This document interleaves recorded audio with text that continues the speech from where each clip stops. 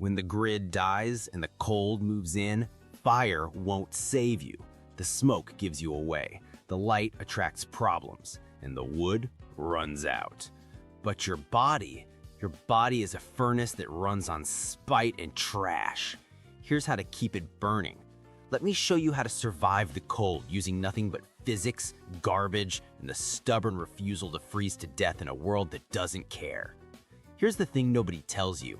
You're already a 100-watt biological heater. Your metabolism is burning calories right now, turning food into motion, thought, and most importantly, warmth. The problem, the cold is a thief. It steals that heat in 3 brutal ways. Conduction, you sit on frozen ground and the earth drinks your warmth like a vampire. Convection, wind rips across your skin, peeling away heat faster than you can make it. And radiation, your body just bleeds infrared energy into the void. Invisible, but deadly. Your job isn't to make fire, it's to stop the bleeding. Method 1, turn your clothes into a sleeping bag you can walk in.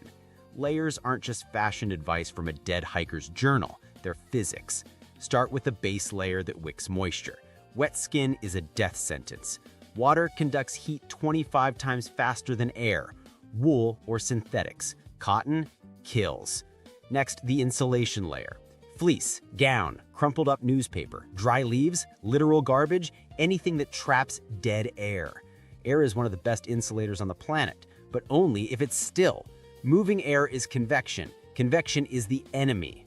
Top it off with a windproof shell. Trash bags work. Tarps work. That old poncho you found in a gas station dumpster? Congratulations, you're now weatherproof. But here's the trick nobody does. Stuff your jacket with insulation. Crumple up dry grass, shredded paper, or foam from a torn-up seat cushion and cram it between your layers. You're not trying to look good, you're trying to not die looking stupid. And for the love of all things warm, cover your head. You don't lose 90% of your heat through your head. That's a myth. But your head is highly vascularized. Lose heat there, and your brain starts making bad calls, like taking off your jacket because you feel hot. That's hypothermia talking. Don't listen. Method 2, the debris hut. Nature's sleeping bag made of trash. No tent, no sleeping bag, no problem. Find a long branch, your ridgepole, prop one end on a tree or a rock, about waist high. Now, pile smaller branches along both sides like ribs on a spine. You're making a skeleton. Now comes the magic. Bury it. Leaves, pine needles, grass, moss, anything organic and dry. Pile it on thick, at least 2 feet deep. This isn't a roof, it's insulation. The more, the better. You want it so thick you can barely see the frame. Crawl inside. It's tight, it's claustrophobic. It smells like decomposing forest floor. Perfect! That means it's small enough that your body heat will actually warm the space. A debris hut done right can keep you alive in sub-zero temps, no fire needed. Pro tip? Line the inside floor with more debris. Don't lie directly on the ground unless you want conduction to suck the life out of you like a frozen leech. Method 3, the Mylar Burrito. Reflect your heat back like a sad, crinkly mirror. You know those shiny emergency blankets that come in every cheap survival kit? The ones that look like oversized candy wrappers. Those aren't gimmicks, they're radiant heat reflectors, and they work. Your body radiates infrared heat constantly. Normally, that heat just vanishes. But wrap yourself in Mylar and suddenly that heat bounces back at you. It's like being inside a thermos. But here's how you use it right. Don't just drape it over yourself like a cape. The wind will shred it. Instead, layer it between blankets or inside your jacket.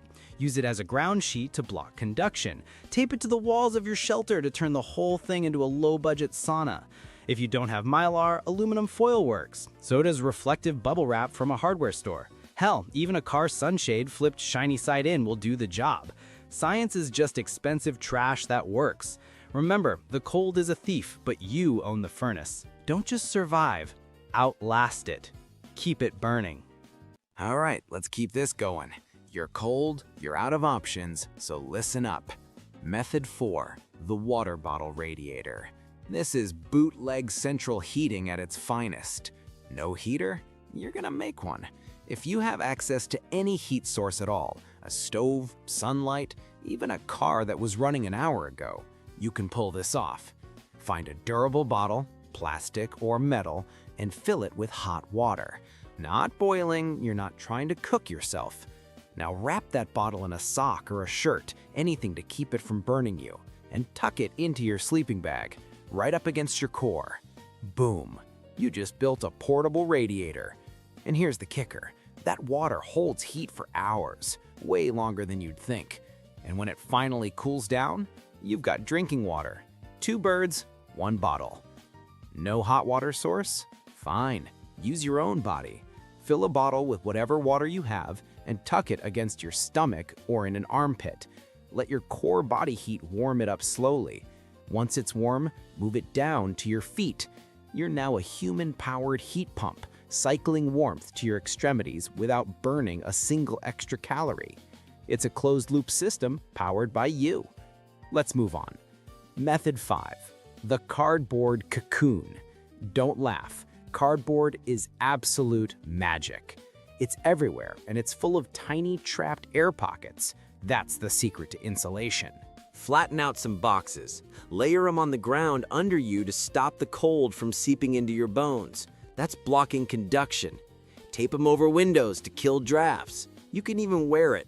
Seriously, shove it under your jacket like you're wearing medieval armor. Yeah, you look ridiculous, but you'll be warm. If you're stuck in a car, this is a game changer. Line the entire interior with flattened boxes. Cover the windows. You're building a little cardboard cave inside your vehicle. It's ugly as sin, but it traps your body heat and blocks the wind like a fortress. In any city, cardboard is the duct tape of survival. It's everywhere. Use it. Method 6. The Huddle. This one's primal. If you are with other people, you get close. I don't care if it's awkward. I don't care if you just met them. The cold does not care about your personal space. Huddle up. Back to back, side by side, share blankets, share sleeping bags. It's not just a nice idea, it's biology. 2 people in 1 sleeping bag will stay warmer than 2 people in separate bags. Animals know this. Penguins do it. Wolves do it. You are not above it. And if you're alone, Fetal position. Knees to your chest, arms wrapped around them. You're minimizing your surface area. Less surface area means less heat escaping into the void. And if you have a dog, congratulations! You're sleeping with a 101-degree furnace that has its own fur coat. Use it. Now, you might be asking why any of this works better than just making a fire. Fire is great, but fire is fragile. It needs fuel, it needs oxygen, it needs to be dry. In a storm, in the wet, fire is a luxury. Your body, on the other hand, your body is a biochemical furnace that runs on fat, carbs, and pure spite. You just have to feed it, hydrate it, and most importantly, insulate it. The secret to survival isn't about making more heat. You're already a heat factory. The secret is stopping that heat from escaping. You're plugging the leaks. So the night drags on. The cold presses in, but you're not just shivering and hoping. You are layered, you are insulated, you are huddled. Your core temperature holds, your brain still works. No matches? No problem. You're surviving on physics, trash, and the stubborn refusal to freeze. If you wake up in the morning, you didn't get lucky. You won.